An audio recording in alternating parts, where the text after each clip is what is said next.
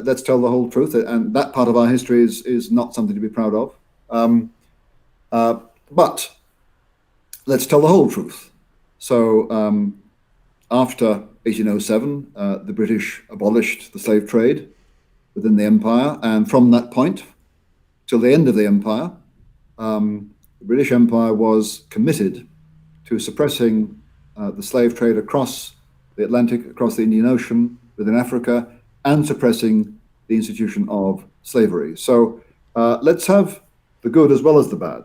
And my worry about a lot of the breastbeating at the moment is it's all about identifying ourselves with the bad bits, the racist bits, the cruel bits of British history, as if to say, well, that's us, and therefore we need to repent because that's us.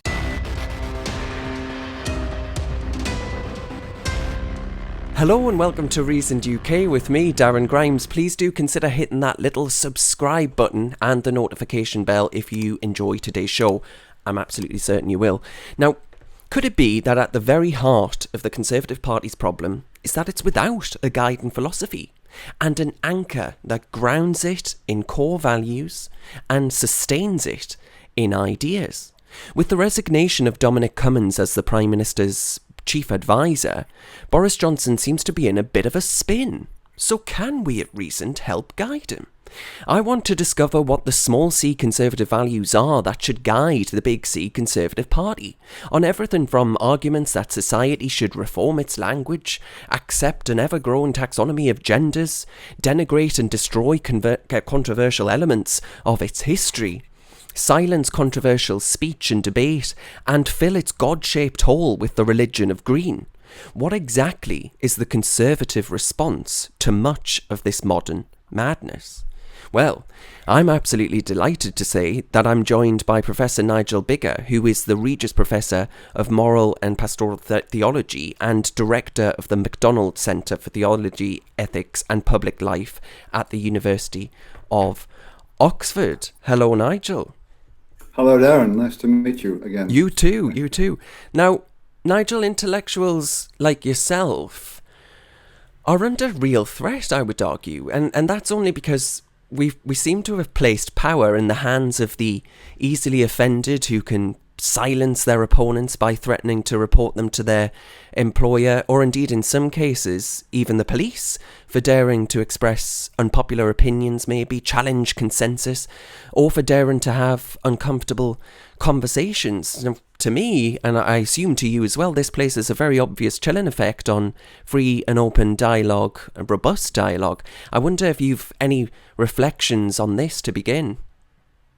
Yes, Darren, I have.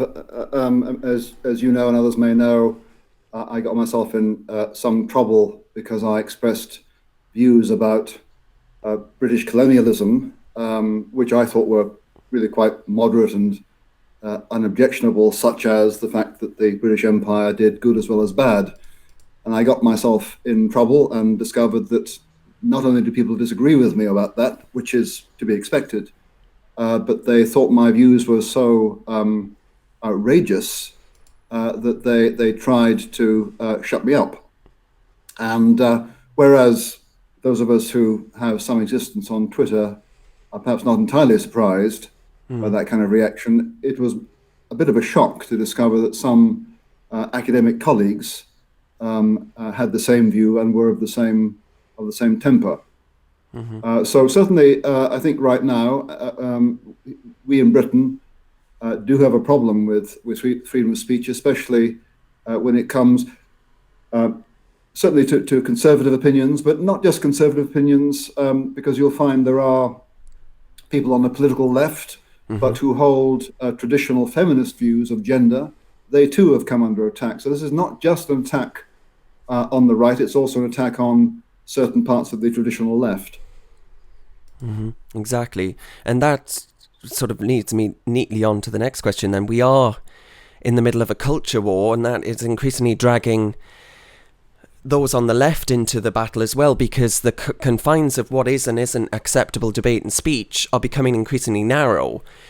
Why is it in recent years, do you think, that the Conservative Party keeps winning elections, yet leftist ideas seem to be in the ascendancy through our cultural institutions, education, which you know a thing or two about, media, museums, television, even the National Trust, for example. Yeah, that's a really good question. There is this discrepancy, isn't there, between the 2019 election, where the Conservatives got a considerable majority, but we've seen since then, particularly in reaction to things like Black Lives Matter, that it appears that our cultural institutions are of a very different political temper. So why the difference? Well, I think the answer is that, as we saw in the 2019 election, Conservative support came crucially, from working class northern voters, whereas our cultural institutions, whether the National Trust, whether universities or museums, they are of course led by a middle class, not necessarily southern, sometimes they're foreign, but certainly middle class educated graduates. So I think what we've seen in recent months is the results of decades of universities being dominated by left-wing views. So those who graduate from them have a set of liberal cosmopolitan views, left-wing views critical of certain parts of British history, not least the imperial part of it, which are quite at variance from working class patriots in other parts of the country. Now, why has that come about? I've just been reading a book by Mark Sidwell called The Long March, How the Left Captured Our Institutions. And it does seem as if this has been a generational process that started in the 60s when I was just growing up as a teenager and has progressed ever since. So those of us who find ourselves stranded with conservative views in universities are aware that there's a long and large task ahead of us. Well, absolutely. I wonder if you can just reflect on this thought for a second.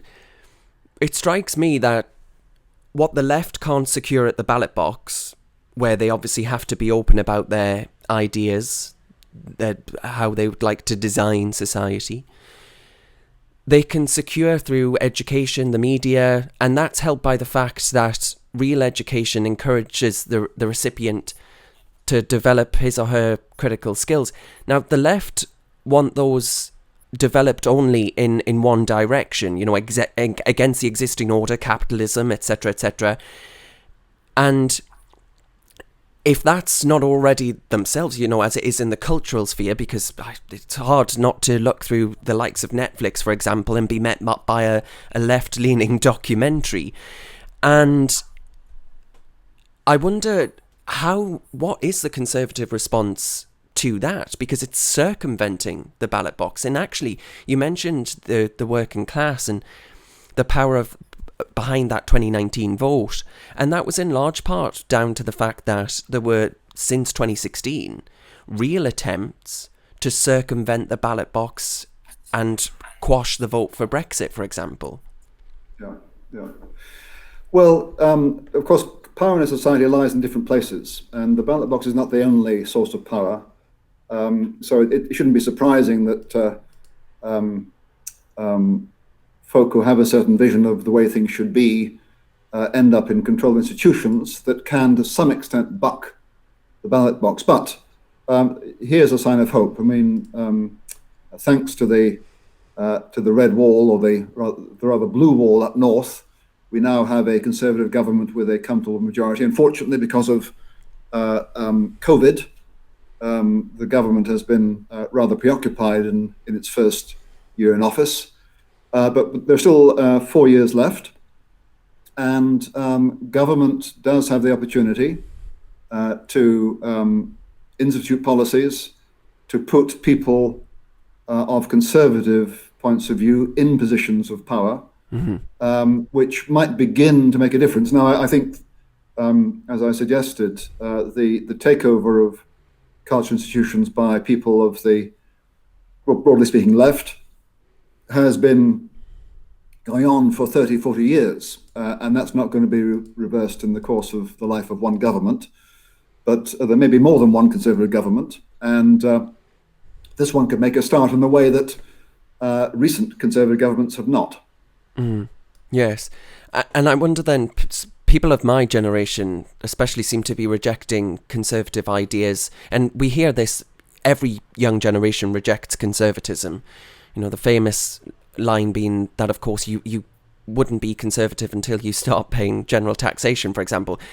But perhaps, though, the reason for some of the miserable millennials, as some have perhaps unkindly coined us, is that, and you know, anecdotally, we are increasingly disenchanted with the way conservative governments don't seem to work for us. You know, those that go to university are increasingly saddled with debt on useless degrees that don't have the same purchase power that perhaps they once did as far as gainful employment in the future is concerned.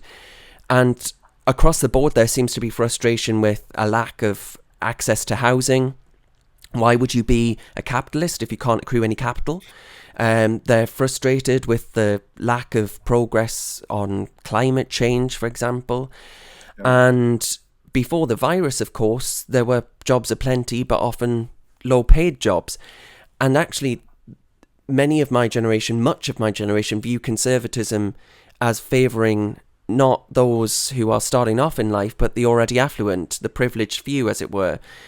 And therefore, many older generations are... There seems to be increasingly an intergenerational warfare element to this. Yeah. I wonder what appeal conservative values, in your view, should have to younger generations. Yeah, that's a good question. First, let me just say that we haven't really talked about what I think conservatism should be, yes. But here's one aspect of it. Conservatives are suspicious of revolution, not because we think that things sometimes shouldn't change. Often things should change, but because revolution, even when it is inspired in part by legitimate grievances, tends to destroy good things as well as bad. Because revolution is often intemperate.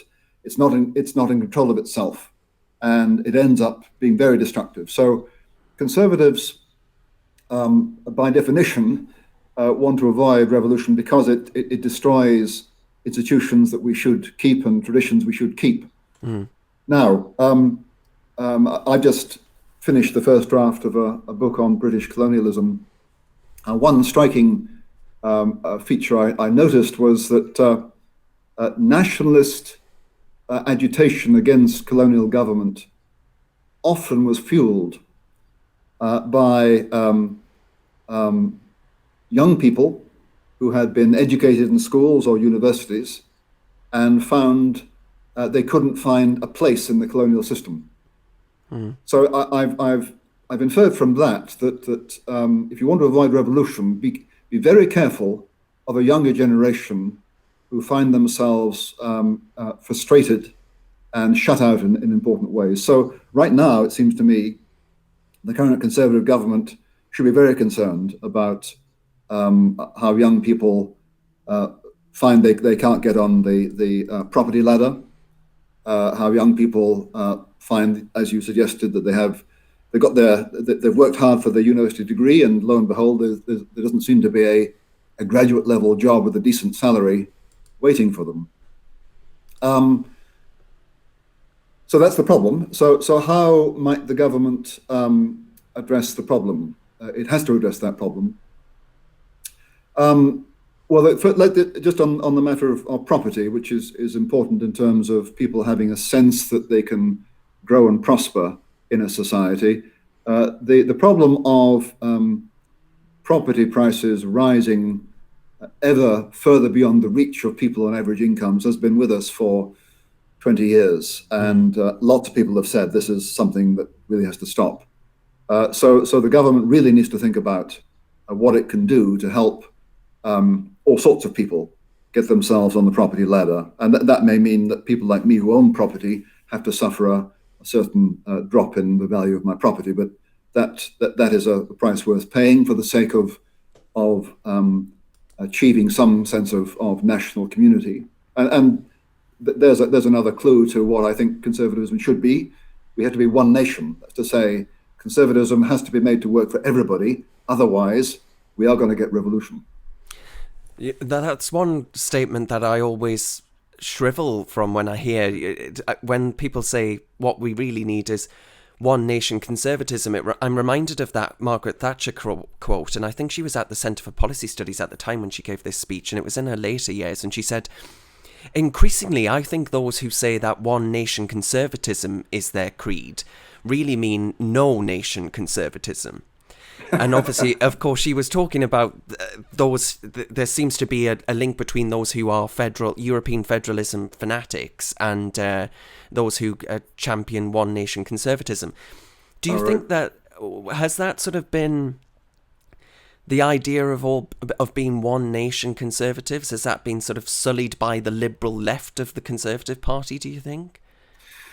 Well, I hadn't remembered what Margaret Thatcher said, but I suppose at her time, the kind of people who were extremely nervous of her policies, which created a lot of division.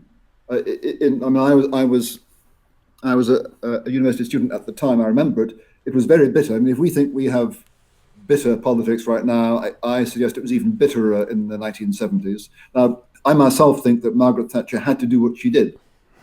Because this country was in a parlous state in the 1970s, but people were very nervous because it created violence on the streets, and it so happened, I guess, at that time that a lot of the wets, as she put it, who were nervous of her combative policies, also wanted Britain to be fully part of the European Union. I think partly because they didn't have confidence in Britain. And felt we needed to belong to a larger body of countries, otherwise we'd sink. Yes. All I mean by one nation, I mean two things. I was born north of the border. I'm Scottish. Judging by your accent, Darren, you're from the northeast, which is where my mother came from. I'm an Anglo-Scot. I'm British, and I want one nation, one United Kingdom to survive Scottish nationalism, for example. So that's one thing. But the main point I was making earlier was simply that a Conservative government, which has the reputation, and sometimes it's deserved, of serving business, serving the rich, serving landowners, that's not the kind of conservatism I want. It needs to be one that serves all the people, especially those parts of society that are finding it hard to get on. So I must say that when Mrs. May stood in front of Number 10 and gave her post-election speech before she went into Number 10, saying that they were now going to pay attention to those who voted for Brexit, and when I discovered that the current government got to power on the back of votes from the post-industrial north of England, I was delighted. Yeah, I want a Conservative Party that is sensitive to those needs. Absolutely. I mean, we're at one on this, but I wonder if we go back to Margaret Thatcher, Right to Buy transformed the lives of people like my mother, for example, because what it did was it transferred you being beholden to the state as far as your house, something as essential as where you live is concerned, and actually gave you security, something to pass on to your children, pride in what you've achieved, and something to nurture. And this was just part of a wider scheme of spreading wealth, aspiration, and capital more broadly. Mass privatisations, of course, were also a part of the Thatcher administration or government. What should be the next Conservative mass transformational policies as far as this government's concerned? Because right now, Nigel, it seems to be that the most exciting thing we're going to get is some more wind farms.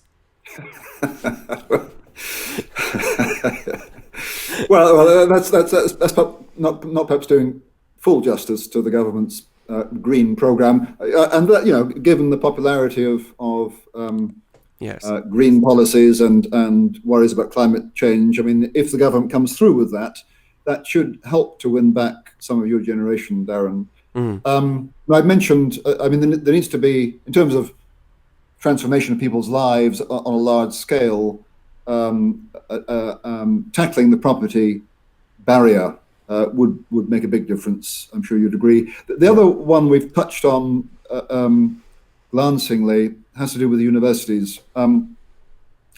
My perception is that, and this is a growing view, I think, that the policy of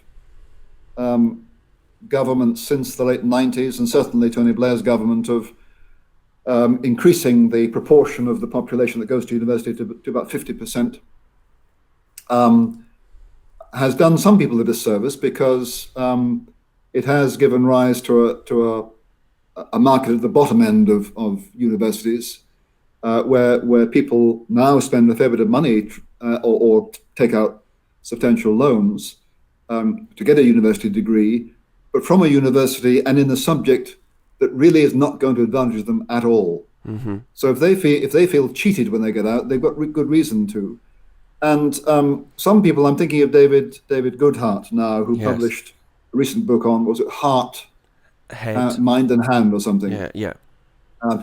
Arguing that actually there may be some people, in fact there are many people, who would be better off and more satisfied if they got a proper technical education, and if the prestige of technical work was raised. But the irony of this is, I mean, Britain has been worried about that for all my life, and we've looked to the Germans and noticed the way in which technical education there has always had a higher prestige. And one of the reasons from merging the old polytechnics with universities in the 1990s was to raise the prestige and profile of technical education. Instead, what happened was lots of polys decided to try and become universities.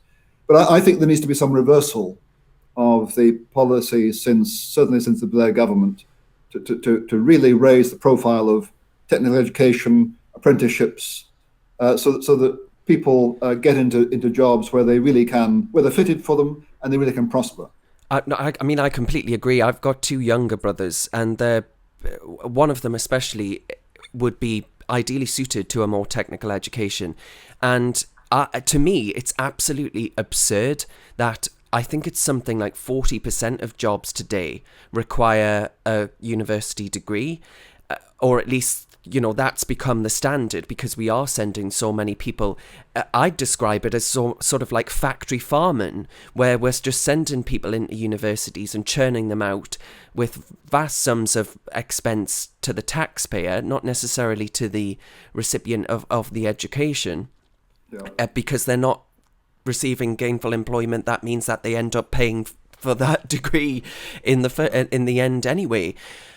And I think actually it's obscene, and far from it being beneficial to society. I think actually we're going to end up in a position where we just can't fill the jobs and posts that we need to do so, because we've decided that actually sending people through our left-wing universities, and forgive me for being so coy about the universities, because they are supposed to be British institutions, but I think increasingly they're a British menace.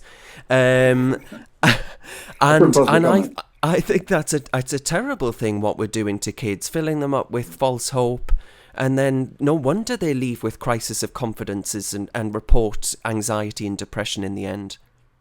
Yeah, no, I mean, I don't. I need to be careful here, because I don't. Absolutely. No, I don't know the problem very closely, but it seems to me quite clear that I mean, part of the problem was that this country did have a rather, there's a kind of class prejudice against tradespeople and plumbers and whatever, and part of what Thatcher wanted to do was to get us over that. So we actually value engineers, people who achieve things. Now I've been an academic most of my life, and I do have certain skills that other people don't have. But don't ask me to sort out a computer. In fact, I mean, I depend on people all the time who know how to make things and do things I can't do, and I don't. I don't think I'm superior to them, generally speaking. Each of us have different skills and different vocations, and I'd be very happy for technical skills and technical education to be for the status to be raised. And how do you do that? It's partly about how you sell it. It's partly about how you reward it. Mm-hmm. And so maybe wages need to rise. But I agree with you. I think that the idea that half the population should go to university as a kind of abstract goal doesn't necessarily do people the service. No. Yeah, I mean, give me a plumber over a Twitter academic most days of the week. That's all I'll say. But no, Well, I should say when I was teaching at the University of Leeds, I once had a chat to a plumber who came round. I figured out he was earning more than I was, which is absolutely fine. Absolutely. Now, could you explain a little bit about what the Conservative Philosophy Group is? Because at the start, as you heard me say, I addressed, or rather raised, my concern that actually the problem with the Conservative Party, and especially at the minute without Dominic Cummings and people at the centre who are guided by perhaps not conservative philosophy. I wouldn't argue Dominic Cummings is a conservative at all. He's actually quite radical. Is it the Conservative Party's problem that they just don't have a guiding philosophy? And some outfit like the Conservative Philosophy Group, which I believe was started by Hugh Fraser in the 1970s, do we need something like that to fulfill the role, as the Centre for Policy Studies did under Sir Keith Joseph and Alfred Sherman, that helped and gave clarity to Mrs. Thatcher? Yeah. Yes, so this Conservative Philosophy Group was partly founded by Sir Roger Scruton, who died sadly about a year ago, or just under a year ago. And his conviction was that Conservative MPs don't really know what conservatism is. And the group was designed, and it still functions, is designed to, as it were, to inform serving Conservative MPs more about what Conservative tradition has been, and therefore what a more full-blooded conservatism should be. Now, what do I mean by full-blooded? Well, sometimes it's quite hard to tell a Conservative MP or even a Conservative Party member from a Liberal. That's to say, for some Conservatives, being Conservative means being pro-business or pro-free market.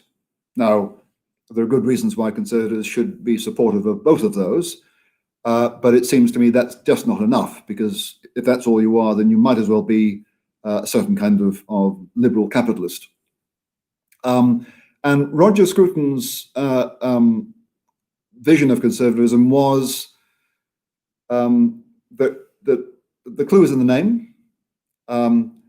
Conservatives are about conserving, not everything, but conserving what we have inherited that is valuable.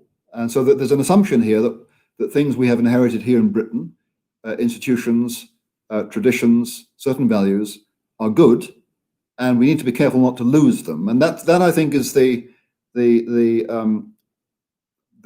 rooted guiding definition of conservatism as I value it. That is, as I say, doesn't mean that Conservatives are against change, because sometimes you have to change to preserve. But it does mean that we tend to want gradual, piece by piece, discriminate change, not revolutionary overhaul. So I think yes, Conservatives need to be reminded of what's good about this country. Mm-hmm. One of the reasons I've been spending my time writing a book about the British Empire is that I think actually there's a lot in there to be proud of. Not everything, but a lot. And if we are to have national self-confidence, we need to have some basic confidence in where we've come from and in the institutions and traditions that we have built at considerable cost. And I think that's certainly closer to the heart of my conservatism than other more liberal capitalist versions. Yeah. Yeah, I think you're absolutely right. But the problem is, and I would argue no one knows this better than you do, actually, is that you've got to be pretty bloody brave to say exactly everything that you've just said. So the problem is that wishy-washy conservatives, big C conservatives, Yes. will just think, well, if I talk about how we need to be, I don't know, respectful of trans people as far as the self-ID debate is concerned, which was anyone can declare what biological sex they are without fear or favour. Yeah. And on the green debate, if I just talk about green issues and I don't speak about anything else, no controversy caused, I won't start trending on Twitter, the pack won't come for me, everything will be hunky-dory, I'll be re-elected next time, no questions asked, thank you, have a nice day, sir. And there's just no bravery in politics anymore. And I sort of understand that because, I'm 27 years old and I can't remember how many times now I've had attempted cancellations myself. So I get why conservative politicians don't want to put their head above the parapet and say things that might cause controversy. But I'm afraid that that's what we need, actually, because all it takes for good ideas to be forgotten, and I would consider capitalism and the market economy to be a good idea because all other ideas are significantly worse when they've been tried throughout history without exception. And I'm afraid we just don't have bravery in politics anymore. But I wonder if perhaps that's justifiable. Do you have any thoughts on that? Yeah, well, first thought is again the blue wall up in the north, where people tend to be more conservative with a small c, where they tend to Absolutely. be quiet patriots. Now, so for example, the current furore over public statuary and whether statues of people who were associated with slavery or whatever, or empire, whether they should come down. I mean, that's and whether roads should come down here in Oxford. That's an issue that is going to present itself to the government, particularly if for example, if Oriel College decides to take roads down. On the one hand, if Number 10 wants to virtue signal to the Liberal left, then they will acquiesce in that. On the other hand, thanks to the blue wall up north, this government now has a political reason, not to do that, but in fact to intervene. So Conservative MPs now have a reason, particularly if they're from the north, and lots are, not to kowtow to certain extreme liberal pieties. So I think there is some hope in that. And I think, I mean, I understand, MPs do need to be elected and to keep elected, and certainly to dissent on trans issues or to suggest that you might think that the British Empire had something to be said for it, or to suggest that maybe racism isn't necessarily quite so systemic and an epidemic in this country as some assert. That will raise eyebrows and clearly will cause trouble. But it may be that the environment is changing a bit, and thanks to voters up north, it has changed politically. But over time, as more people dissent, and as government perhaps shows a bit of courage and steps in to stop roads coming down, let's say, that others will take courage. And my own experience of these things is that the broad, perhaps not terribly well informed, rather insecure majority will often defer to shouty, zealous, radical minorities. But when other people start to dissent, you do find some of the silent majority start to speak up. So the more of us who stick to our guns and just argue for common sense and are not dissuaded by shouting or abuse, I am hopeful that the tide will turn. Absolutely. I mean, when I have ever sort of had moments where I thought, oh, this, the screaming hordes, I can't take it anymore, I'm going to leave it all behind. I always think back to my grandfather. He did national service in the from 50 to 52 in Korea. And you look at South Korea now, it's a beacon of light to the world as far as democracy and prosperity is concerned for its citizens. And of course, north of the border, the communist tyranny that tried to take it over, is quite the opposite, shall we say. Not very attractive. Absolutely. And I sort of think of my grandfather's bravery in that scenario, and the stories he used to tell of some of the lads that didn't come back to County Durham, and the wailing in the street of mothers, a mother in particular that had lost her child. And you just sort of think, come on, if people from our ancestors could be brave, I'm pretty sure we can muster up the courage to tell someone that says that biological sex isn't an immutable fact, that you're just dead wrong. Right. Put things in perspective. Do you see what I mean? No, you're all beyond your years, Darren. No, I'm entirely with you.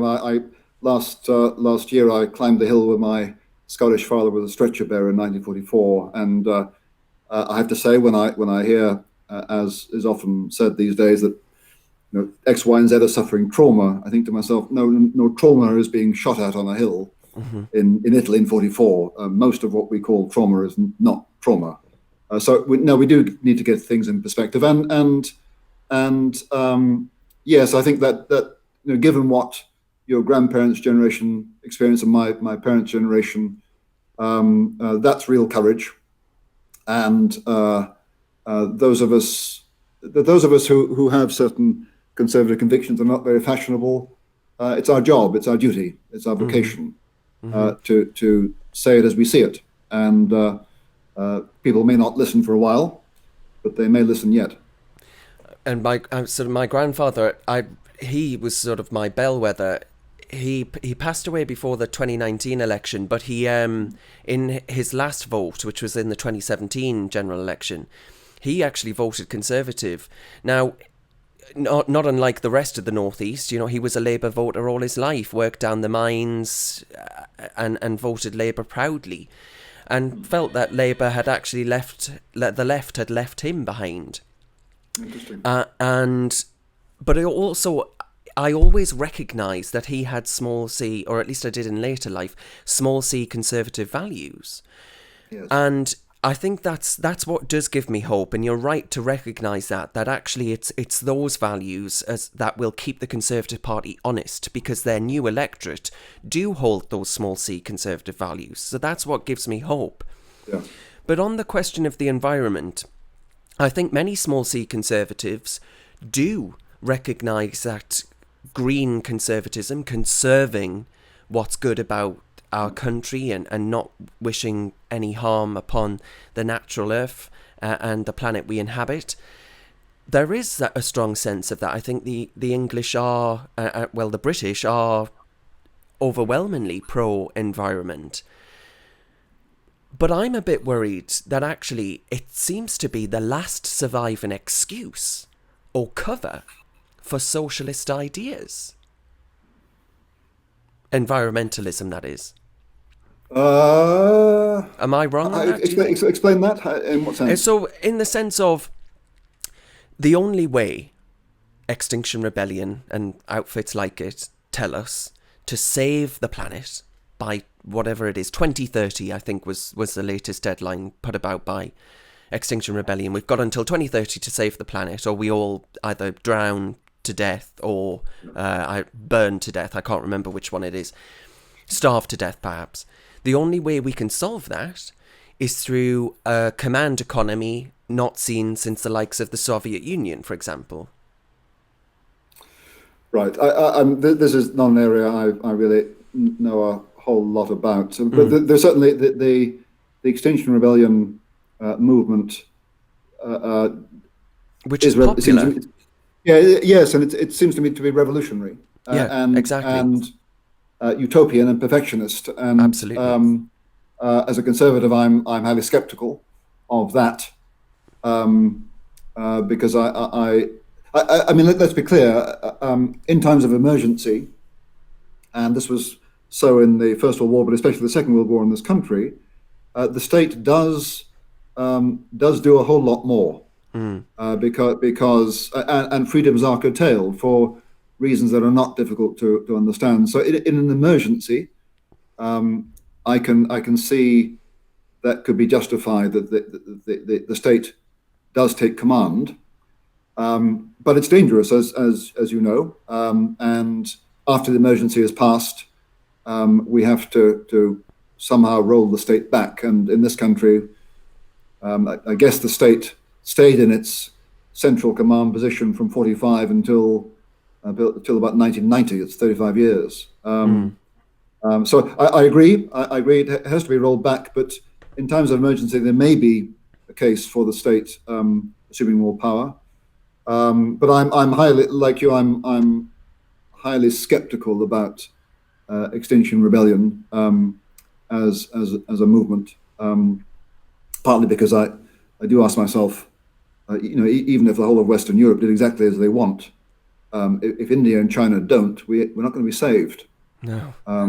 So it's the idea that we will make this decisive difference. We alone will not. 1% of global CO2 emissions. Yeah, so it's not clear to me what plan Extinction Rebellion have for applying pressure to Beijing, for example. Yes, quite. I will happily chip in to any crowdfunding efforts for flights to Beijing, so they can protest there.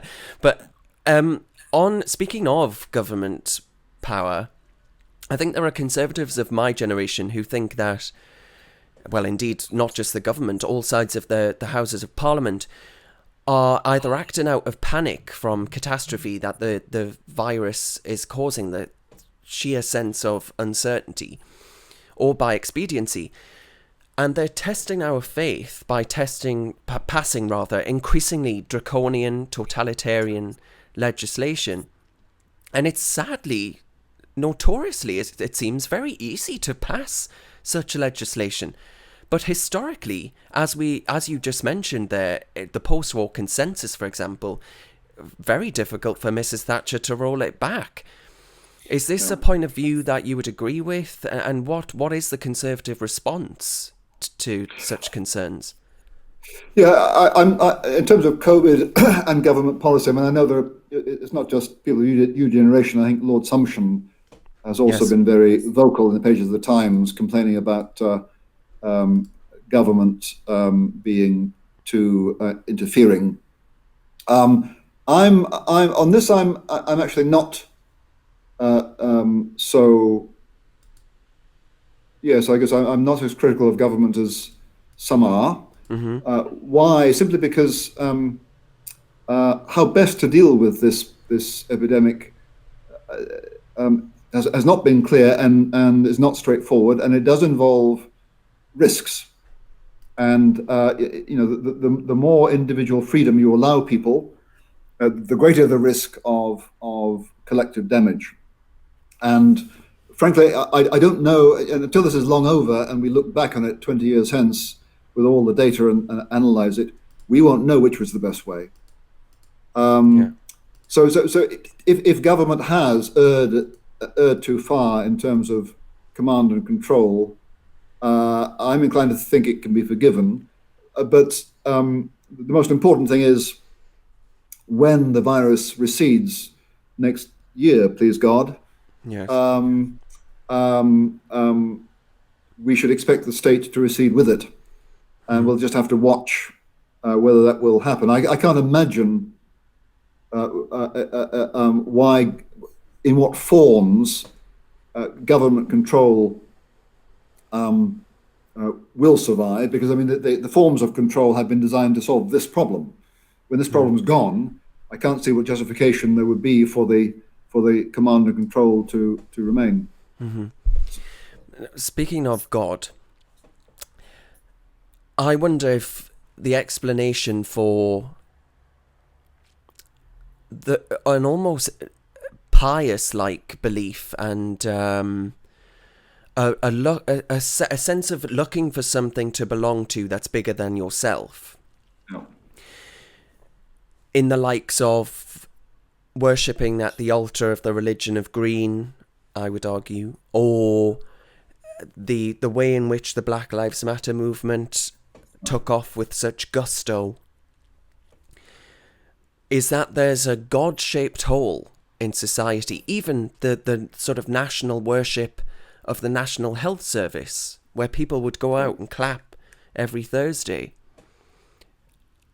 Do you think the Conservatives not doing God anymore, for example, how much has the God-shaped hole this isn't a phenomenon unique to the United Kingdom. It's across the West, of course. Secularization is a phenomenon that's increasingly found throughout the West. But I wonder, do you think that finding that you belong to these political movements is actually down to the fact that we don't have God in our lives anymore? So people just want to belong to something bigger than themselves? Yeah, well, I speak as a professor of theology. Indeed. I'm a practicing Christian. I'm actually a priest. Yes, I have observed the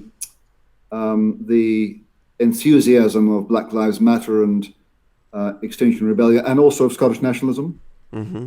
And there is a religious quality to them in a bad sense.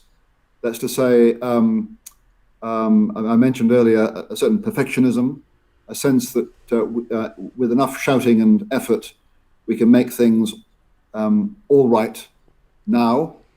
And there's a concomitant impatience with anyone who disagrees.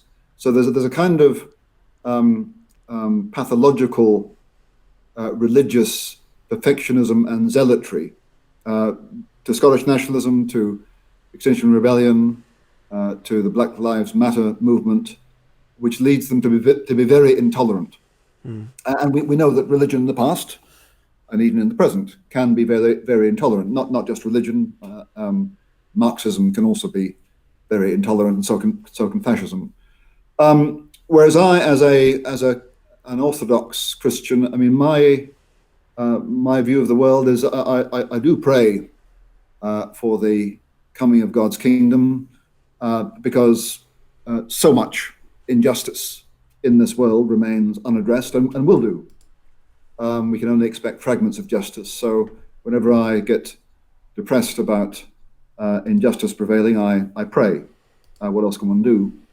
But my God is one who reminds me that if there's wrong in the world, it runs right through me, right through me. It's not just out there. It's not just them. It's me too. So even if I get upset about the way in which other people behave, there's always a restraint. And I remember that, Biggar, you too are a sinner. Therefore, I can't treat other sinners as if they were beyond the pale. I have to tolerate them to a certain extent. Yeah.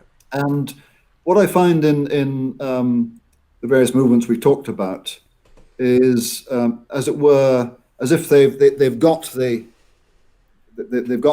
kind of the righteousness of the biblical prophet who is railing against the injustices and the wicked, but they don't have the sense of wrongdoing and flaws that run within the self, and that mean that even those who crusade for what's good and right, they too are flawed and weak, and they too need repentance and forgiveness. So there's an unforgiving quality to the kind of quasi-religion that we find in Black Lives Matter and Extinction Rebellion and other political movements. Yes, politics does seem to be a kind of substitute for religion.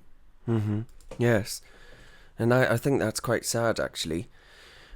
But you've sort of touched on your guiding principles there and philosophy, but I wonder if you were to sum up your own conservatism, how would you describe it today, and has it evolved over time? Yes, I think I've always been conservative, but because I grew up in the 60s and 70s and then have lived in universities, uh, as a teenager and in my 20s, I noticed that the things I cared about were being increasingly mocked.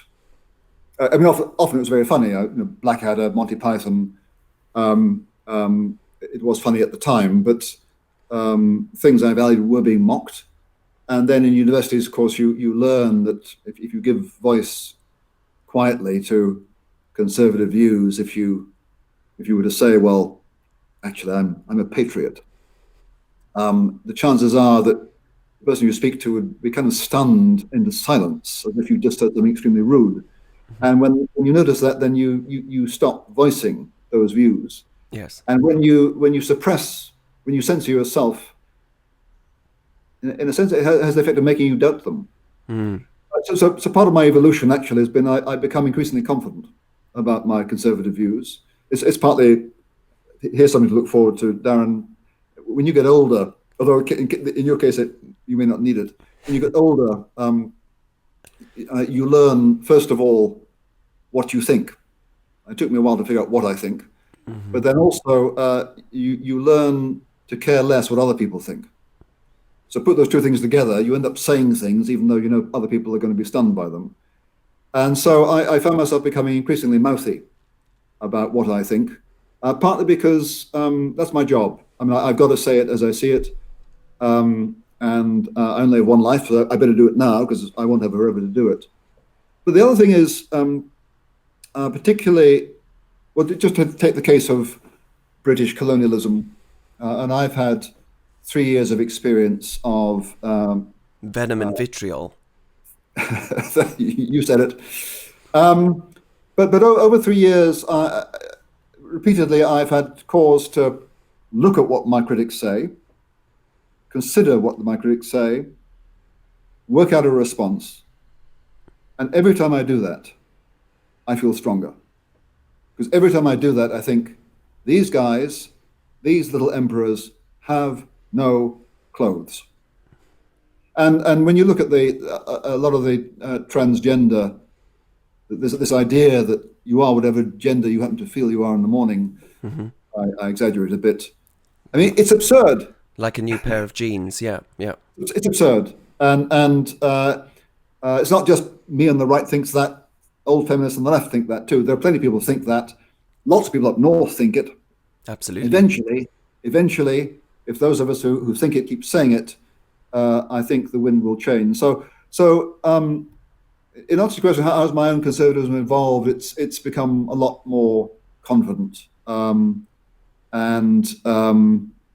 I mean, whether we'll win in the end, we don't know. But I'm here to stay, and I'm here to say what I think. And I think the current Conservative government gives us an enormous opportunity if the government is willing to sail in the right direction. Well, if I can be quite common in what I'm about to say, if it all goes tits up, Nigel, we'll enjoy our time in the gulag. I'm sure we'll have some fantastic conversations.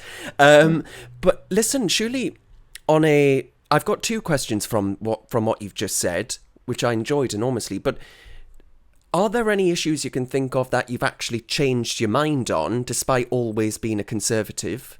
And secondly, surely, Nigel, on a human level, whilst you've got, I think it was up to, 60 dons that came out against you when you wrote the piece for the Times, whilst all of that's taken place, surely on a human level, it mustn't be very nice to have colleagues condemn you in such strident terms over simply disagreeing with you over something. Fundamentally, it's on a human level, it's not very nice to be sort of cast out to the Twitter wolves. Yes. Okay, so two questions there. One, is there an issue which I've changed my mind? The only one I can think of, Darren, is when I was younger, I was inclined to think that homosexual practice was immoral. Mm-hmm. I don't think that now. So I have changed on that aspect of sexual morality, which is not to say that I think that everything in gay culture is to be Yeah. approved of, any more than everything in heterosexual culture is to be approved of. And that's in a sense, whereas I used to think it was a big deal, I just don't think it's such a big deal anymore. So I have changed on that. Um, on the issue, yes, it's an issue of being abused online on Twitter. Um, yes, not pleasant at all. I've learned an awful lot. I've learned on Twitter, for example, it's not the place to have a conversation of any length or complication. And if people, you may feel differently, Darren, but if people are just up for a fight, I'm too busy. Yeah. If they want to fight, I'm not interested. No. Because no amount of persuasion will make any difference. If they want a genuine exchange, I might take a little while, but it takes too much time to get very complicated. Howling into the wind. Yeah, it's a waste of time. So one has to. There was a time when I felt morally obliged to respond to everyone who addressed me, but apart from realizing I just don't have the time to do it, but also some exchanges are completely fruitless, and most of all, since I can sometimes get upset about the way people behave and what they say, the danger is I say something back in response that I will regret, and actually, given who I am and where I am, I have a lot more to lose than many of them do. But it is a question about how you respond to abusive behaviour, and I think what I've striven to do, and I think I've managed it on the whole, is to keep your own dignity and keep your temper, and just keep telling the truth as long as it's fruitful. If not, then talk to someone else. That's the best way. And we had a very good conference here in Oxford last year on the issue of academic freedom. And one of the best things that anyone said in that conference was said by an American who'd lost his job over some dispute. And he said, "Remember, the room is not the room." That's to say, when you're in the middle of a controversy, your attention may be focused on those who are immediately fighting with you, but in a sense, they don't matter. What matters is the audience out there. In other words, keep your dignity, behave yourself, because that may count for your cause much more than winning the verbal battle right in front of your face. Have you ever been fearful of cancellation, as they call it these days? Well, early on, my critics wanted They did try to, it, yes, indeed. They tried to close down this research project I'm running on ethics and empire. They wanted my university to pull the funding. And for a while, I was nervous about. I'd never experienced this before. I was not being certain about what might happen.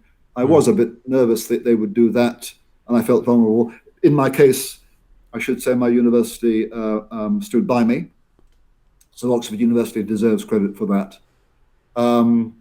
As for being cancelled, well, yes, I mean, I suspect, well, once or twice I think I probably had been cancelled when invitations were issued and then withdrawn. I suspect lots of people would like to invite me but haven't because they don't want the hassle, and that's a shame. I've had one colleague in the States who finished a book about a very interesting advocate of British colonialism, and because of a fuss created, his publisher withdrew the contract. So that has not happened to me yet. I trust it won't happen, but that's always something one has to be a bit nervous about. So I'm not over worried because in this country I have found ways of having what I think published and heard. You're helping here. The Times newspaper publishes me. People online publish me. So I've not found myself silenced yet. Have you any advice for those that find themselves in that position and worry that if they speak their truth, for want of a less millennial way of putting it?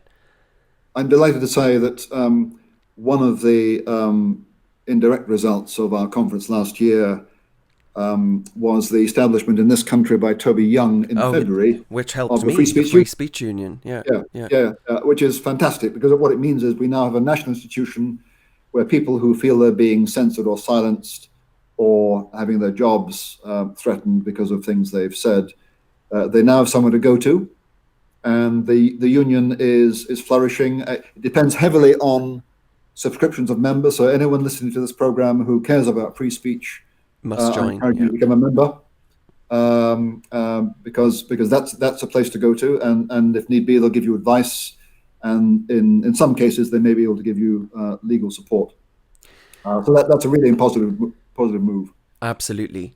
Now, I've got a couple more questions. I realise I've taken up quite a lot of your time already, but I want to talk about, are we doing British history right? And what I mean by that is, as I mentioned at the start, we've got institutions like the National Trust, for example, which a lot of people, I've never, especially with my family, I use my family, Nigel, as my bellwether for when something has really cut through.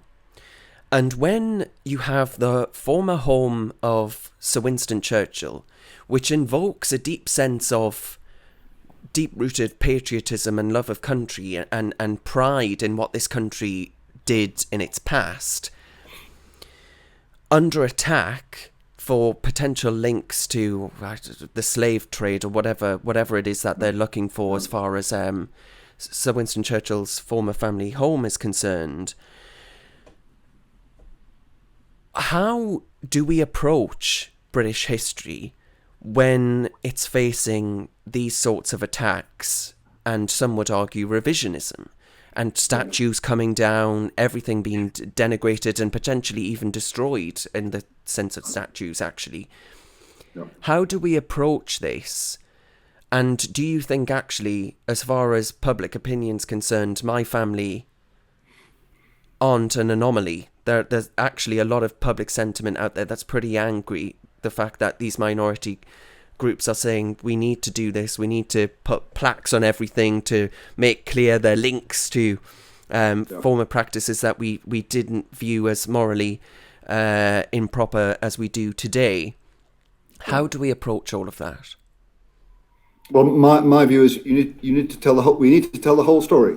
So, if folk feel we need to remind ourselves of slavery and how bad it was between 1600 and 1800 or 1830, I'm surprised that British people don't know about that, but I'm told that we need to be reminded. So fine, let's tell the whole truth, and that part of our history is not something to be proud of. But let's tell the whole truth. So after 1807, the British abolished the slave trade within the empire, and from that point till the end of the empire, the British Empire was committed to suppressing the slave trade across the Atlantic, across the Indian Ocean, within Africa, and suppressing the institution of slavery. So let's have the good as well as the bad.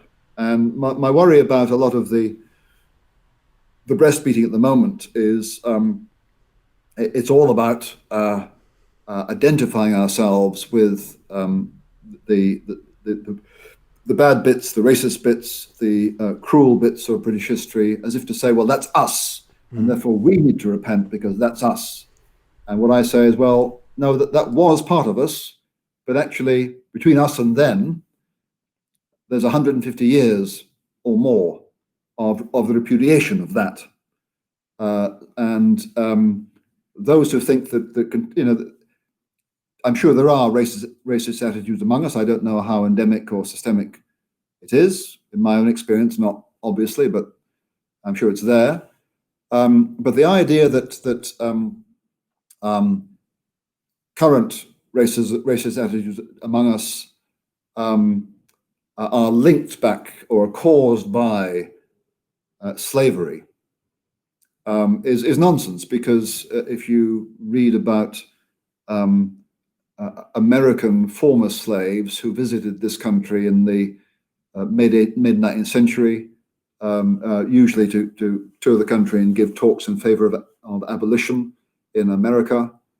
The consistent report is that they found in this country a lack of racism. And this was in the 1840s, 50s, 60s, a lack of racism that they experienced in the US. So let's have the whole story, not just the bad bits of it.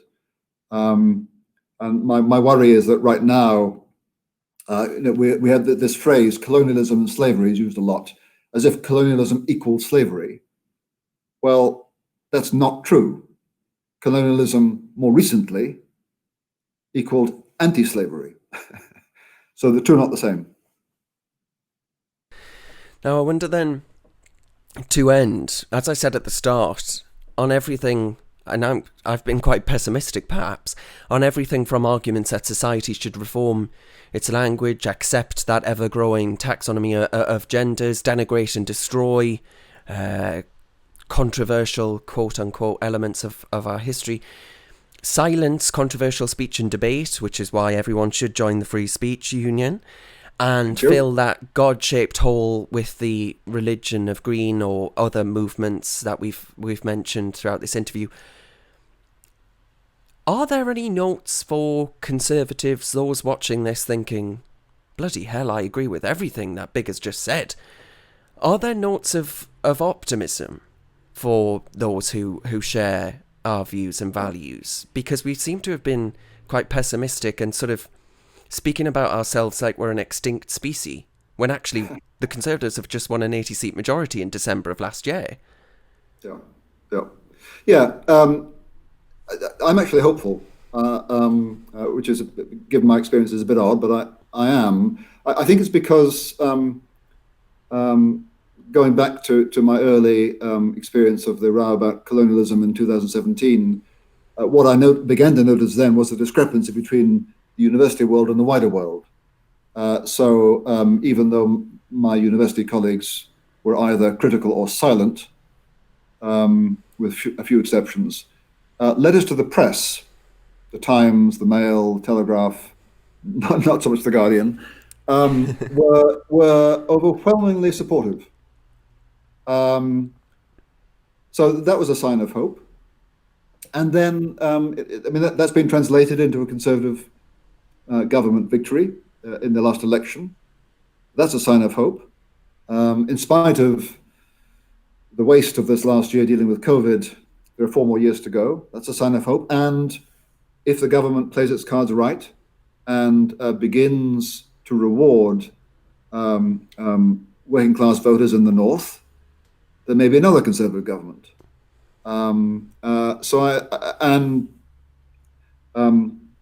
The Free Speech Union now exists. Mm-hmm. A year ago, it didn't exist. Mm-hmm. My sense is there are a lot of people at all social levels, who are dissatisfied with a lot of the nonsense that is being propagated. And as I say, I mean, the more I look at this stuff, the more obviously absurd it is. And that's a sign of hope, because if it's obvious to me, it'll be obvious to others too. Yes, absolutely. So don't give up. Yes. I mean, what I will say, Nigel, is that you absolutely give me hope. So thank you very much. And actually very inspiring as well, as far as your bravery and determination to just say, well, bugger it, essentially, to hell with it. I'm gonna speak up. I'm gonna continue speaking up, despite the fact that the sort of baying Twitter mob might send me a few threatening notes of cancellation and etc. And I'm sure everyone watching this will be absolutely desperate to hit that subscribe button after listening to this. So thank you very, very much, Nigel, for your time. Thanks for the opportunity, Dan. Nice to talk with you. You too. Now, we're over halfway to our fundraising target as well, in the GoFundMe link in the description. So please do consider hitting that link and supporting us if you're in a position to do so. I'll see you next time.